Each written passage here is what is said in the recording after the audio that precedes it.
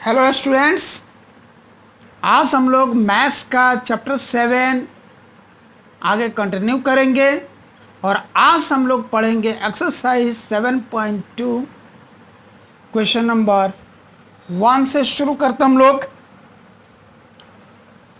In an isosceles triangle ABC with AB is equal to AC, the bisectors of angle A and angle C intersect each other at O. Join A to O, show that OB is equal to OC and AO bisects angle A. शुरू करते हैं। पहले हम लोग figure बनाएंगे। In an isosceles triangle ABC, तो यहाँ पर हम लोग आइसोसेलेस ट्रायंगल बना लें। ABC with AB is equal to AC, AB और AC इक्वल है। The bisector of angle B, ये रहा एंगल B, इसका बाइसेक्टर यानी कि इस एंगल को दो इक्वल पार्ट्स में डिवाइड करने वाला। एंड एंगल C का भी बाइसेक्टर ये रहा, यानी कि ये एंगल और ये एंगल आपस में इक्वल हो गए। Intersect each other at O, ये दोनों ही बाइसेक्टर्स पॉइंट O पर इंटरसेक्ट कर रहे हैं। Join A to O, A को O से ज्वाइन कर देना है, ये O है पॉइंट, ज्वाइन कर दिया। Show that OB is equal to OC, हमें OB और OC को इक्वल प्रूव करना है। Then AO bisects angle A, यानी कि AO जो है एंगल A को दो बराबर भाग में बांट रहा है, ये भी हमें प्रूव आउट करना है। इसको हम ले लेते हैं एंगल 1, इसको एंगल 2, इसको एंगल 3 और इसको एंगल 4 ले लेते हैं। अब हम लोग नोट करें गिवन क्या क्या दिया है। Triangle ABC, AB is equal to AC, then BO is bisector of angle B, CO is bisector of angle C.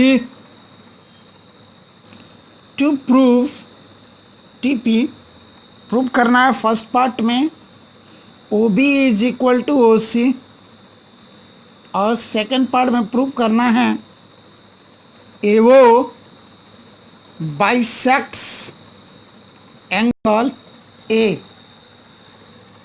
Proof करें हम लोग। Proof, since in triangle ABC AB is equal to AC, given इस triangle ABC में AB और AC इक्वल दिया गया है, देयरफॉर क्या हो जाएगा, angle B is equal to angle C हो जाएगा। वो क्यों, angles opposite two equal sides of a triangle are equal. एक ट्रायंगल के, ये एक ट्रायंगल है तो इसके इक्वल साइड्स के अपोजिट एंगल्स इक्वल होते हैं, है ना। आमने सामने के कोण बराबर होते हैं, बराबर भुजाओं के आमने सामने के कोण बराबर होते हैं। Angles opposite equal sides of a triangle are equal. तो ये जब दोनों साइड इक्वल हैं तो इनके आमने सामने के एंगल्स कौन हो गए, AB के ठीक सामने आया एंगल C और AC के ठीक सामने आया एंगल B, यानी कि B और C क्या होगा, आपस में इक्वल हो गए। वही हमने लिखा है, therefore angle B is equal to angle C। This implies that half of angle B is equal to half of angle C। अगर ये पूरा का पूरा एंगल आपस में इक्वल है तो जाहिर सी बात इनका आधा आधा भी आपस में इक्वल होगा। This implies that angle B का आधा क्या हो जाएगा, एंगल 1 होगा ना, और एंगल सी का हाफ क्या हो जाएगा, एंगल 2 होगा। वो क्यों जी, क्योंकि बी ओ एंगल बी का बाइसेक्टर है, उसको दो बराबर भाग में बांट रहा है। ये एंगल और ये एंगल इक्वल है, यानी कि ये एंगल भी बी का आधा है, ये एंगल भी बी का आधा है। उसी तरह सी ओ एंगल सी का बाइसेक्टर है, यानी कि इस एंगल को, इस एंगल सी को दो इक्वल पार्ट्स में डिवाइड कर रहा है। ये और ये दोनों एंगल आपस में इक्वल हैं, यानी कि ये एंगल भी एंगल सी का आधा और ये एंगल भी एंगल सी का आधा है। तो हम क्या लिखें, इसको आगे यूज करने के लिए हम इक्वेशन 1 ले लेते हैं और यहाँ लिखेंगे since B O bisects angle B and C O bisects angle C, इसलिए एंगल 1 इक्वल टू एंगल 2 हो गया। Therefore in triangle B O C क्या हो गया, B O is equal to, B O को हम लोग ओ बी भी लिख सकते हैं, या तो ओ बी के रूप में प्रूव करना तो हम ओ बी ही लिख देते हैं। Therefore O B is equal to O C, ये हमें प्रूव करना था। आगे यूज करने के लिए क्वेश्चन 2 ले लेते हैं। अब O B is equal to O C क्यों हो गया जी, जब यहाँ हम एक ट्रायंगल लेते हैं और इस ट्रायंगल में इक्वल साइड्स के अपोजिट एंगल्स इक्वल होते हैं, तो वहीं ट्रायंगल में इक्वल एंगल के अपोजिट साइड्स भी इक्वल होते हैं। यानी कि अगर साइड्स इक्वल हैं तो उनके आमने सामने के कोण इक्वल होते हैं। वो लॉजिक हमने यहाँ पर यूज़ किया। और जब एंगल्स इक्वल हैं तो उनके आमने सामने के साइड्स इक्वल होते हैं। वो लॉजिक यहाँ पर लगा कि जब एंगल 1 और एंगल 2 इक्वल हो गए तो इन दोनों का अपोजिट साइड्स इक्वल हो जाएंगे। एंगल 1 के ठीक सामने जो साइड है वो है ओ सी, और एंगल 2 के ठीक सामने जो साइड है वो है ओ बी। तो इस लॉजिक से O B is equal to O C होगा, वही हमने यहाँ पर लिखा है और ये हो गया hence proved. First part prove हो गया। अब आते हैं हम सेकंड पार्ट के लिए। इसमें लेते हैं in triangle A O B and triangle A O C, इन दोनों ही ट्रायंगल में क्या हुआ, O B is equal to O C. यहां से इक्वेशन 2 से, from equation 2 then O A is equal to O A, O A जो है इस ट्रायंगल में भी शामिल हो रहा है ना, और ओ ए इस ट्रायंगल में भी शामिल हो रहा है। तो हम यहाँ पर ओ A is equal to O ए लिख सकते हैं। ये क्या है जी, कॉमन है। फिर A B is equal to A C, ये गिवन है। Therefore triangle A O B is congruent to triangle A O C. A O B और ए ओ सी ये दोनों ट्रायंगल क्या हो गए, आपस में कॉन्ग्रुएंट हो गए। साइड साइड साइड कॉन्ग्रुएंसी से, एस एस एस कॉन्ग्रुएंसी से, है ना। देयरफॉर जब ये दोनों कॉन्ग्रुएंट हो गए दोनों ट्रायंगल, तो इसके सारे कॉरस्पॉन्डिंग पार्ट्स आपस में इक्वल होंगे, कॉरस्पॉन्डिंग साइड्स आपस में इक्वल होंगे, कॉरस्पॉन्डिंग एंगल्स आपस में इक्वल होंगे, कॉरस्पॉन्डिंग परपेंडिकुलर्स आपस में इक्वल होंगे, कॉरस्पॉन्डिंग एंगल बाइसेक्टर्स आपस में इक्वल होंगे, कॉरस्पॉन्डिंग मीडियंस आपस में इक्वल होंगे। हर चीज़ आपस में इक्वल होता है। तो इस हिसाब से ये angle 3 is equal to angle 4 हो गया। By CPCT corresponding parts of congruent triangles are equal. जब ये दोनों ट्रायंगल्स इक्वल है, इसका अर्थ है ए ओ ने एंगल ए को बाइसेक्ट किया है। देयरफॉर हम लिख सकते हैं यही जो प्रूव करना था, A O bisects angle A, hence proved. ये चीज़ भी प्रूव हो गई। तो यहाँ पर क्वेश्चन नंबर 1 कंप्लीट हुआ। अब हम देखते हैं question number 2।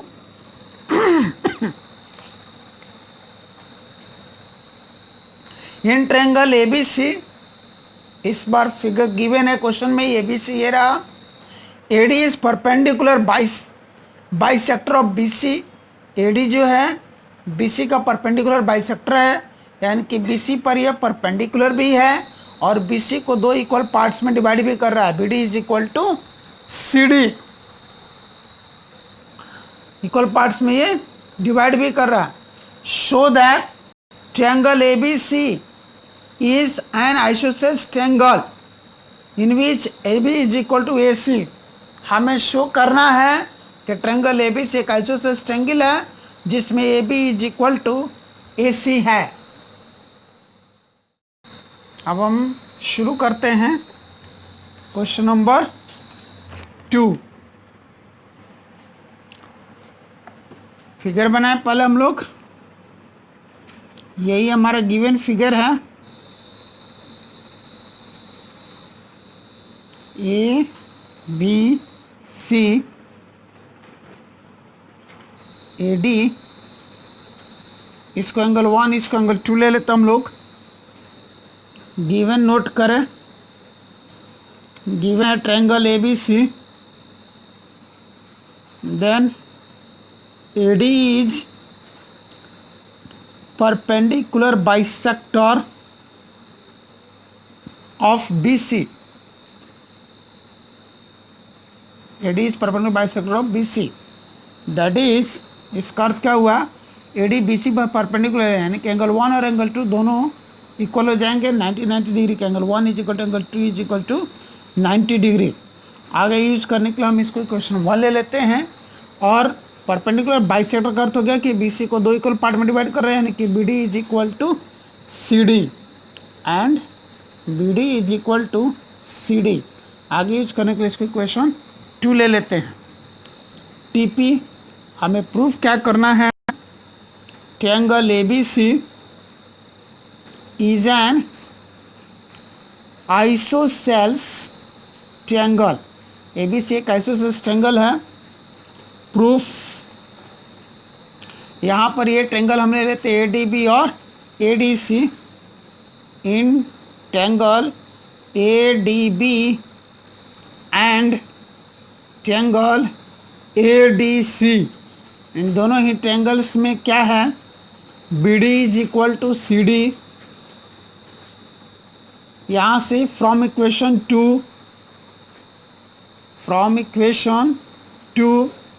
Angle 1 is equal to angle 2। From equation 1 then AD दोनों ही ट्रायंगल्स में शामिल है, यानी कि कॉमन हो गया, AD is equal to AD, ये कॉमन हो गया। Therefore triangle ADB is congruent to triangle ADC by side angle side SAS congruency. Therefore CPCT से क्या हो जाएगा, AB is equal to AC हो जाएगा। AB is equal to AC by CPCT, corresponding parts of congruent triangles are equal. जब इस triangle के दो साइड इक्वल हो ही गए तो आइसोसेलेस ट्रायंगल हो गया। Therefore triangle ABC is an isosceles triangle. यही हमें प्रूव करना था, हेंस प्रूव्ड। अब इसके आगे के क्वेश्चंस हम लोग नेक्स्ट क्लास में पढ़ेंगे।